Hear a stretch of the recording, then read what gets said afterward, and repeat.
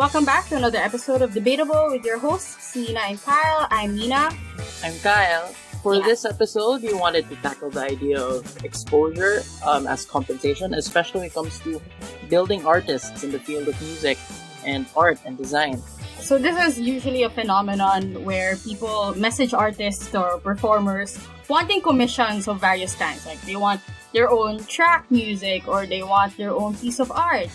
But they're only really willing to pay through liking tweets or sharing the artwork or giving the artist a shout out, etc. So these are what we call exposure payments. Yeah, so there's a lot of debate surrounding this because some artists say that we should be willing to accept exposure as payment since it trickles to benefits in the future, while others say that artists should, stand their ground and be paid for whatever it is that they make or they create.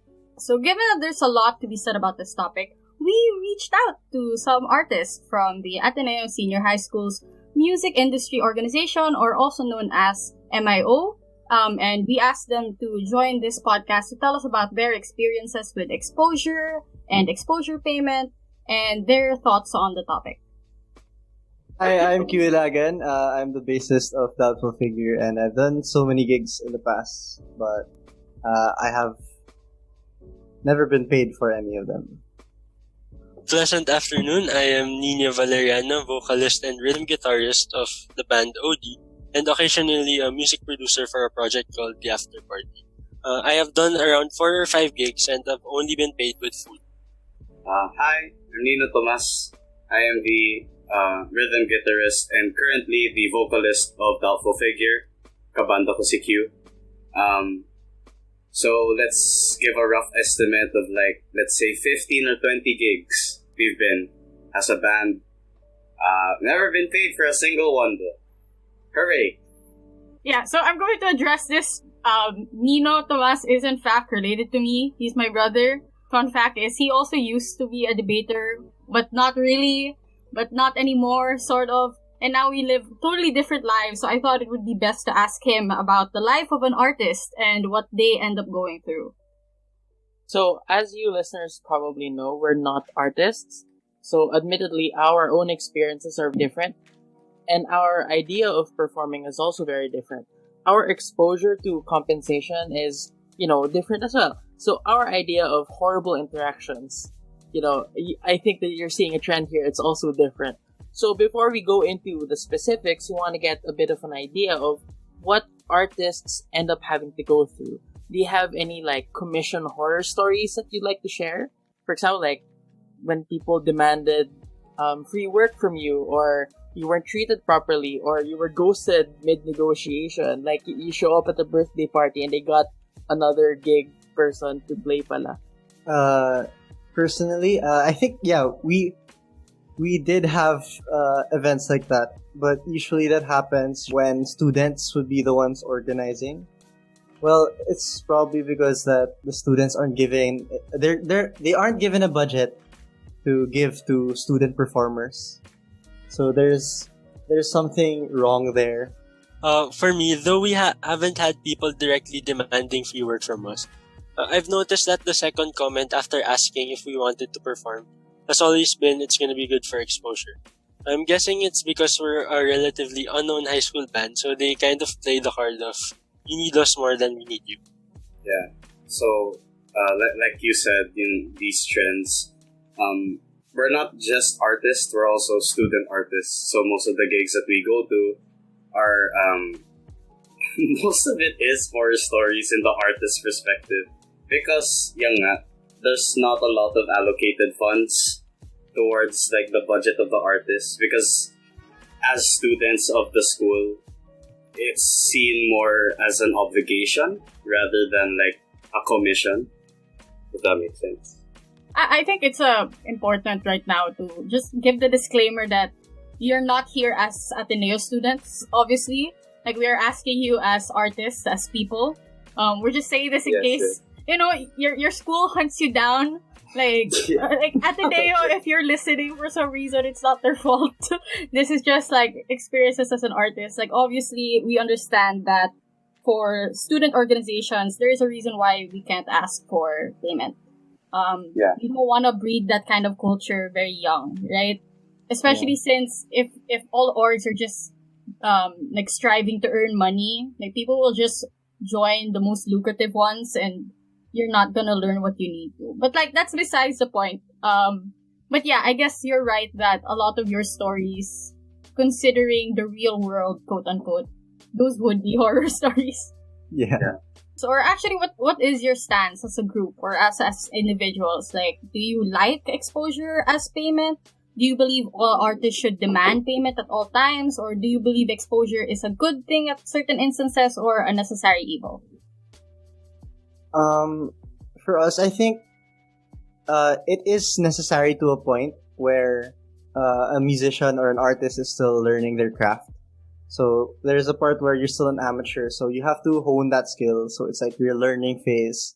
But once you have once you have enough skills, you have enough experience, and you have the gear for it, then I guess that's enough for you to get paid. So there are certain instances. So it really all just depends.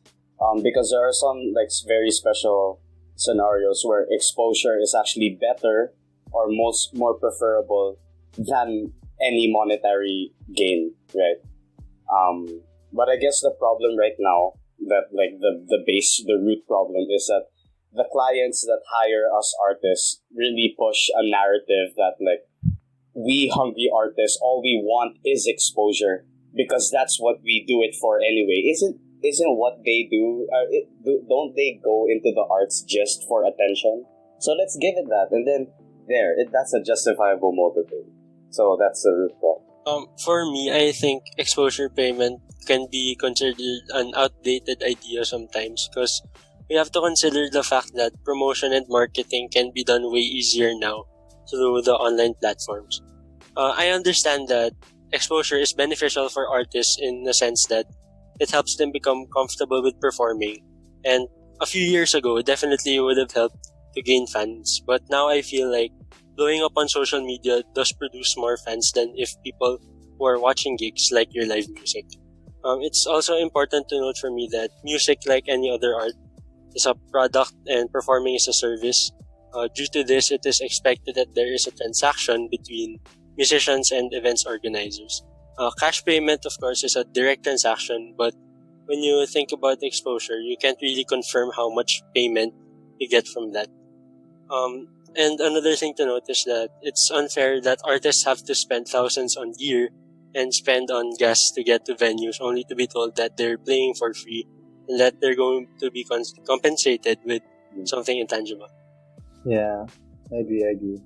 Yeah, so would you say that all your possessions are different? Because I'm hearing like different things. Because Q was saying that it is actually okay, especially if you're an amateur. Nino was like right down in the middle. He was saying that sometimes actually having exposure is more beneficial for the artist compared to cash payments, and the only problematic part, I guess, is the expectation that this is what you're supposed to be paid in. But for Nino, I think your nuance was that exposure isn't really something that is super necessary. Like, it's necessary for artists, but in today's economy where you have Facebook and Twitter and all these different forms of social media, like you can't get exposure like on your own. Why does it have to be something that's paid for you? But considering that you're all coming from different points of view, what are some challenges that you guys face? Why do you guys think it's common actually for exposure to just be offered or to be paid in exposure in the first place? Why do you think that, like, regardless of whether or not you agree with it, why do you think that some people end up underselling the value of the products that they create? Well, for me, I think some people undersell themselves because it's not taught to them in school. So they don't. Artists aren't given as much importance as other professionals because it's like, let's say you're being asked to play for a school event. You're not being compensated in a way that your talents are appreciated as much as a let's say, an event organizer. So, in that sense, it has to be taught in schools first. Because we're asked to sell products. But what if the products we're selling is music? Do we get anything from that? Yeah. Yeah, I think it just ties back now to the whole idea that liberal arts, as a field in general, not just like music and arts, even like maybe even philosophy, like they don't get as much attention as they should. And they're always seen as secondary because they don't see like tangible benefits to it. So I don't know why that came about, especially if you look at things now na we're in a pandemic. Everyone is just at home enjoying various creations of artists like shows and music. Yeah. Yet we're still not willing to pay for it. Everyone pirates everything. Actually, Yeah. I want to ask you whether you think that more than schools, maybe should also maybe the problem also starts in the household because remember the times when like I think it's a very common experience for parents to go like walang pera dyan, don't go to this course because you won't get a job there. Why would you pursue this and this and this? Like it's not lucrative in the future. And it's kind of weird because at least from my experience, my parents were always telling me like, I think you're good looking. Like, parents say that, you're good looking naman, anak. Maybe you should be an actor. And then I say, actually, sometimes I want to become an artist. And at that point, it's like, no, we said that as a joke. If you're taking it seriously, no, there's no money there. So, beyond schools, do you think that, like, parents should also, like, take the responsibility to sort of dispel this notion that it's not a worthwhile endeavor to create or to become an artist? I think for me, it's a lot of it is rooted in like when you look at academic based professions, you can clearly see that if you do this, you achieve this level. It's clear for people to see that you're gonna do well in this profession or something like that. But when you look at the arts, it's a lot of it is very luck, chance based. Well, a few years ago, you could say. So I think a lot of parents or older people would still be in that mindset that there's a lot of risk in the arts, and it won't end well for the children in that sense. So I think that what's important in that case is that it has to be shown that this is a viable option for people. This is something that they can be successful in. Yeah, so actually right now, we're in the discernment of choosing our college courses since we're seniors in high school. Oh, yeah. Yeah, so I have had a bunch of people tell me to choose a course that is not in the humanities or something more concrete in terms of earning, because so I think society looks into artists as how do you call this, like work that is very difficult to value. So I think that should be taught early on, but it isn't. So yeah, I agree. It has to be taught in the household before it is taught in the school. Nino and I are just making faces at each other the whole time. This is something like, our mother is probably listening to this, given that we're both here in the episode. Like, hi, Mom. Hi, Mom.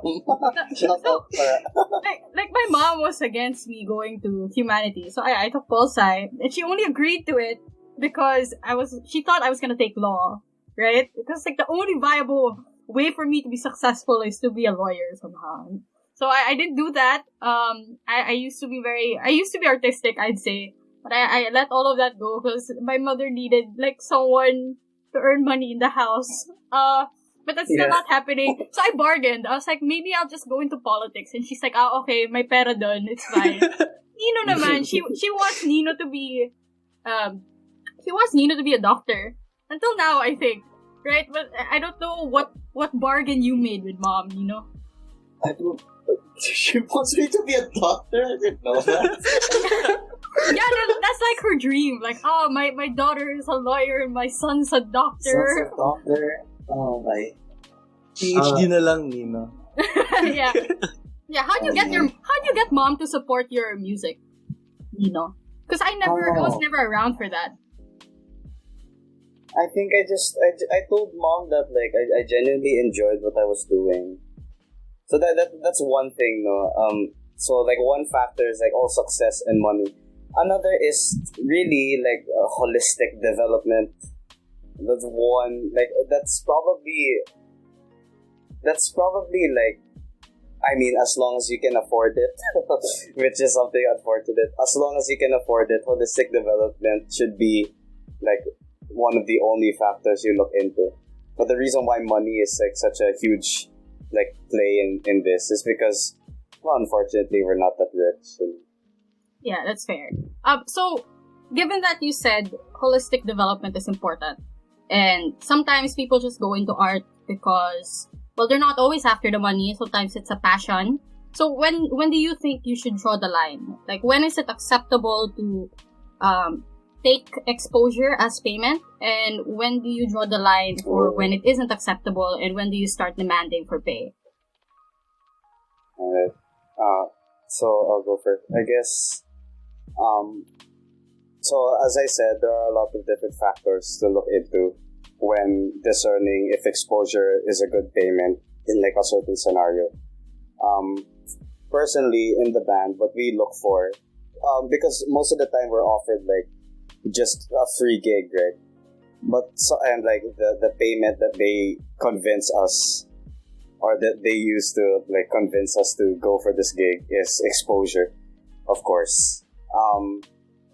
But it really just depends on where we are or who we are being exposed to. So, for example, let's say we're invited to a gig in a bar where it's very music centric, right? So that bar is known for gigs talaga. It's a specialty. It's a bar that's like that attracts music lovers. Being exposed as a band, being exposed to a crowd like that is super good for credentials, right? Because you'll probably get a lot of listens on like Spotify or SoundCloud or any of your socials after that, because you're exposed to people who love music. Now, let's say we are invited on the next day. We're invited to a gig on another bar, pero yung bar na yun pang inom talaga. You feel me? Like, it doesn't attract music lovers anymore. It just attracts people who just go there to get drunk. The thing is, if we're gonna be performing in a gig like that, we won't be the main center of attraction. We'll just be background noise. So exposure in that environment is not so valuable. Therefore, monetary compensation is required. Otherwise, kung kahit dun, walang any sort of compensation, we're just playing for people who don't care about us. So it just depends on the target market of the event that you're performing at. That's one factor. Well, the target market is like, yeah, that is a factor, but I believe that there's a bigger factor to it. Kasi, if you're a gigging musician, so you go on a lot of events na there's an audience, so you really need to get paid, since you're spending money to practice, you're spending money to get your gear, you're spending money to go there, you need to be able to eat. If you're not compensated with those, how would you live? I mean, like, yeah, we're students, so we're supported by our parents. So I guess as since we're dependent on them, as of now we don't need to earn as much yet. But once we're independent and we're the ones earning money for ourselves, then that's when we need to draw the line, because we need to earn that money back. that we spent on these stuff? For me, I guess my answer would be a bit more specific in the sense that, for example, you can be invited to fundraising events that are paid in exposure. Then, if it's something you really support or advocate for, then sure, go for it, because that's kind of a way to help the fundraisers then. But another time when it could be okay then is for gigs that won't cost musicians much time or money, or gigs that don't conflict with personal schedules in any way. Like if you had a gig on this certain area, and then you could just walk or drive 10 to 15 minutes to another area, and it won't cost you much. And that's a pretty good time to be accepting exposure as payment. Tapos, ba't hindi tinuturo yung financial literacy sa students at our age? Because like, okay, so you're taught accounting in ABM, tapos hindi tinuturo sa'yo na, kailangan mong inote tong expense mong pagkain, practice, studio, ano pa ba? Dude. Yeah, so like, ang dami mong gastos. You have so many things to spend for, but what you're getting back is very small. So parang, hindi lang na undersell. Like, you're earning less. No. You're earning negative. So, like, but hindi natuturo yung specifics ng finance for artists. About that, right? Like, the thing is, when people say that, like, artists need to be paid, the immediate, like, assumption is that, they're only gonna be paid for profit, for funds that will go to their other stuff, like, I don't know, like a new PC they want, a PS4. No, we use the profit we make to sustain us being artists. That's one reason why we need to be paid. We're not doing, like, kami, student artists, we need to be paid, but not because this is a line of work, but it's simply to compensate for everything that we've spent being an artist. Yeah, kasi all the stuff we spend for, those are investments. So we're investing on our skills, on our gear, on so many other stuff. And we're not being paid for it. Yeah. Okay, so I feel like we are in agreement that sometimes it's okay to have exposure payments when, like, the context allows for it, like charity events, fundraisers, or when, like, depending on the crowd that you'll be exposed to, it's actually worth more than, like, just being paid, but you're just background music or whatever. But also, I think everyone is in agreement that, like, if you're really hungry, then you deserve to get paid. Like, those things that, capitalists get mad at. Like, so in this case, since we're talking about, like, financial literacy, getting paid, being able to sustain yourselves, how do you then determine pricing, if ever, as an artist? Considering that, I feel like a lot of consumers, when they're thinking of whether or not to hire an artist, they always think, why should I pay so much for this when I can easily find other substitutes? Like, I can pirate something, I have Spotify, those kinds of things. So, if ever, how do you determine pricing? First una determine mo yung kasi there's no specific sheet to it. So everyone could ask for how much they need or how much they want. So let's say unahin mo, you have to list down your skill. If your skill is enough if your skill is what these people are asking for, then you have to quantify that. So it's not just you have to make your qualities into a quantity. So yeah, skill mo una, and then yung quality of work mo, and then the gear you have, and then the amount of time you spent for that, and then the transportation costs, and then the food, and then the amount of people that is going to be working for that event or for that album or something. So meron talaga siyang specifics, pero it's not listed down for you. You have to be the one to list it down. So, in determining pricing, really the only subjective negotiable fee would be the skill level of the artist. Other than that, we have what's called the base price, and the base price covers all the all the quantifiable things that's not based on subjectivity, like kagaya, like gear, transportation. That's why we need financial literacy to teach our artists how to calculate for these costs, right? So that's where the base price is. And then the skill level is where dyan na papasok yung negotiation between client and artist. 5K ba yung skill mo? Or amateur? Can I check your portfolio? Or portfolio for graphic artists. And then, can I send me an audition? What am I gonna work with you? So that's where the negotiation is. Pero the artist needs to be the one to set their price talaga. Never the client. Excuse me.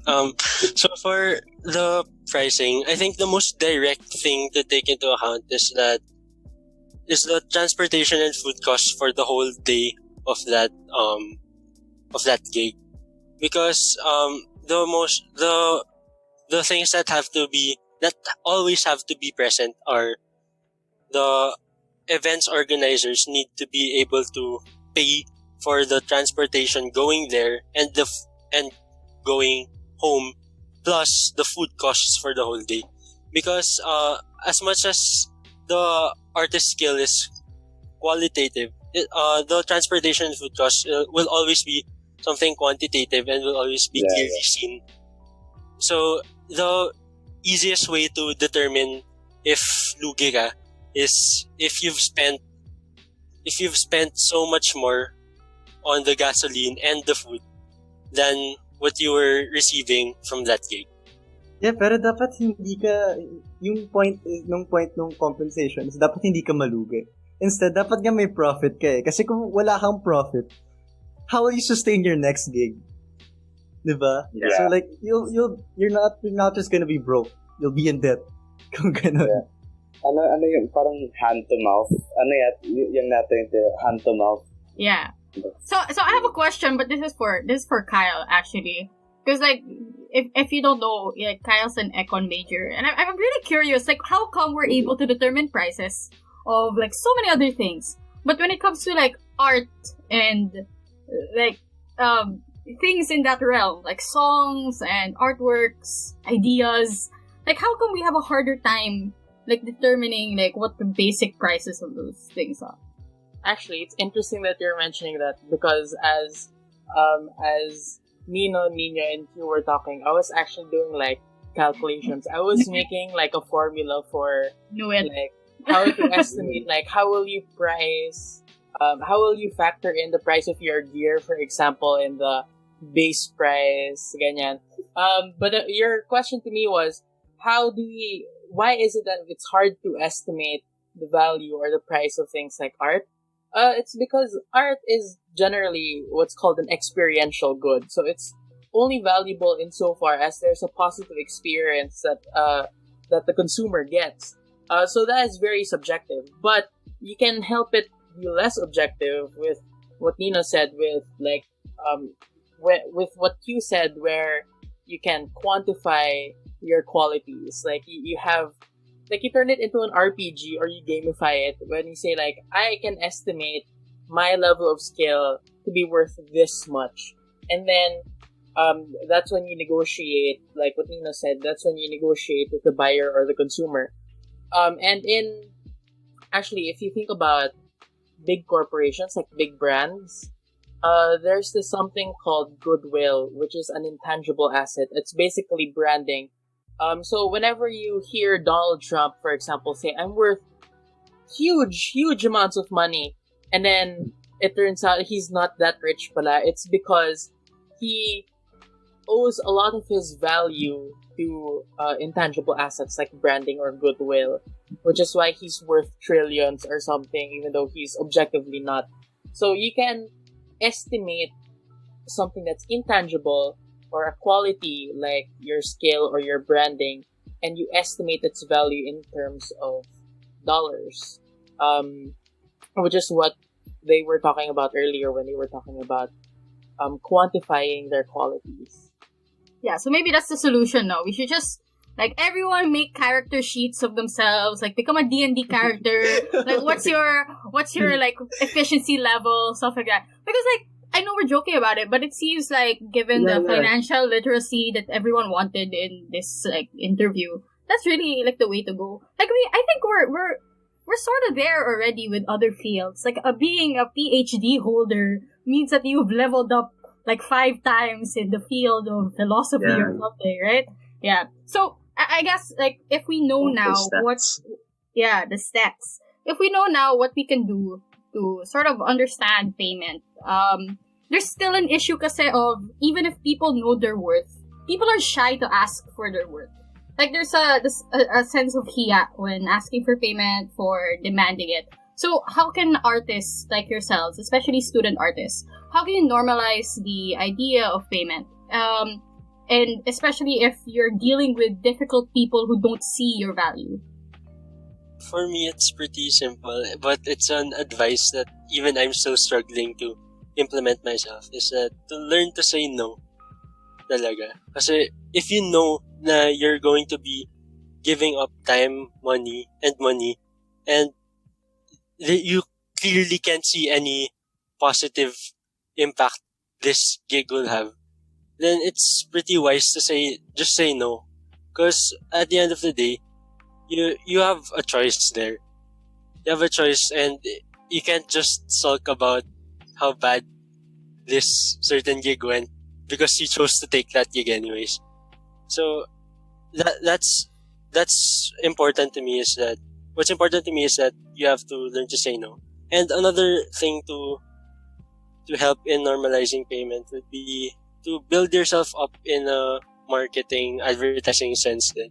Because you to be able to be viewed as established, you have to be able to show that to people then. So while you're obviously working hard for the gig side of it, you also have to work smart in a sense that, how do I show these people that I'm good enough? How do I show them that I'm established? And I think that can be done through smarter marketing of oneself. Yeah, tapos for me, I think you can normalize it by having organizations like MIO. Like yung sa amin kasi, we want to create an environment of financial literacy wherein students would understand their worth and they could develop their skills whatever level they're at. So if many other schools have organizations like these, they will understand their value because they're surrounded by people who are having or are at their level na also want to develop their skills as artists so that they could eventually have this as a living. So yeah, it all starts with, having these groups. Like, if it were possible, our org could collab with other students in other high schools so that we can normalize, yeah. But that is a very big project to do. Yeah, so if you're from another high school listening to this episode and you want to reach out, feel free to hit us up, man. Yeah, hit them up. So, yeah. Actually, wait lang. So, the way I understand this question is, this is normalizing the idea of payment from the artist side of it. Kasi prior, it's like, the society, right? So, ito naman, how can the artist internalize the, normalization of payment? And, yeah. So, example, yung what Nina said, learn to say no, and build a market brand. And then Q saying build an org, possibly, or join an organization that will be surrounded by people who normalize the idea of payment. All of these just trickle down to professionalism. Ganon lang. to normalize the idea of payment, you have to be professional. It's okay to be like very like flowy, like I'll let the wind like where it takes me. I'm a free spirit. Pero like if you really want to normalize the idea of payment, you can't just be a free spirit. A free spirit, like It costs a lot to be a free spirit. So you need to be paid for it. So you gotta normalize it eventually. Another like really important thing to to take into consideration is yung nga, like we said, the quality of your work. Is it worth being paid for talaga? Because what if you're just an amateur? Like, just because you know how to play guitar doesn't mean you deserve to be paid for it, right? So it's the job of the artist talaga, before even considering being paid. It's the job of the artist talaga to really hone in on their talent.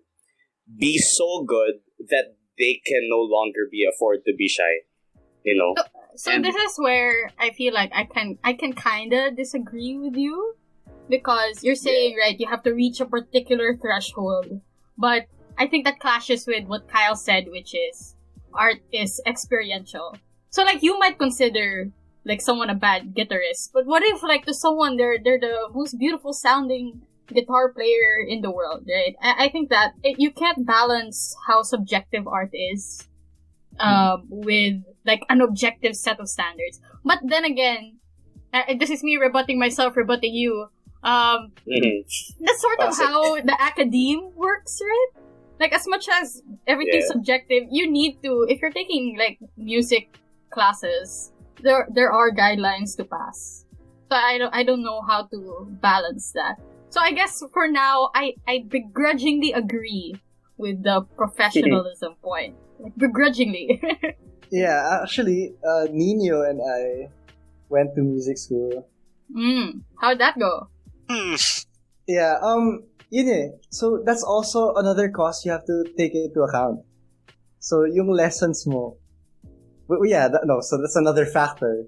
So you're taking these lessons so that you can earn a better skill. Pero there's a to a point na the lessons aren't going to help you, but then they're just gonna add additional cost. So are you saying that you deserve to be paid higher than Nino? You and Nino deserve to be paid higher? Kasi we're in the same org, and for the streets, boy. Nino and I are in the same band. Technically, we're supposed to be paid the same. Because your experience as a band is different from your experience as an artist. Kasi you form your own branding. Okay, yeah, fair. Yeah. Like Adam Levine and everyone else who yeah, like I hope none of you don't have conflict. Like sadly, I'm not very updated with the drama of your band. I'm assuming since you're both here, there is no drama. There's no drama. Maybe drama with outside gigs. Because I do know Nino and you have been doing a bunch of gigs in different bars. Like you are probably well versed in bars more than I am, and I am like only one of us here is well versed. No, we've only played in a bar once, actually. Once. Yeah. Oh, okay. But we've watched a lot. Yeah. Oh, yeah, skill with them. Okay. Let's not go there. Most of our gigs are just like school based. So yeah. But the bar thing the analogy that I came up with, that's it. I just came up with it. It's not geared on like any, or it's not like an experience. Yeah.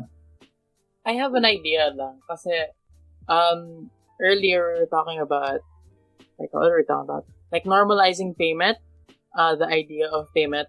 So, my idea was, I feel like there's a power asymmetry between, like, the artist and the buyer.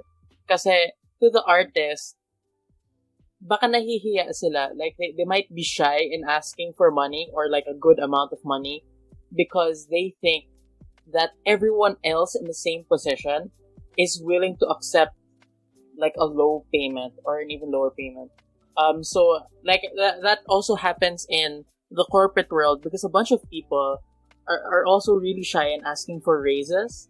And I noticed that it's because of a power or an information asymmetry because the employer knows what is being paid to everyone. Meanwhile, the individual worker only knows how much he or she or they are getting paid.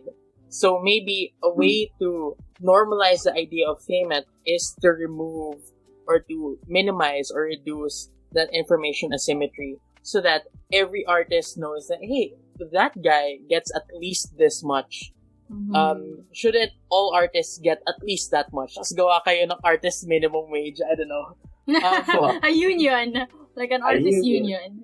Yeah, you could boycott some events if they don't give you. Because if you have everyone that is around the scene, then people would have to pay you, or else no one would go to your event.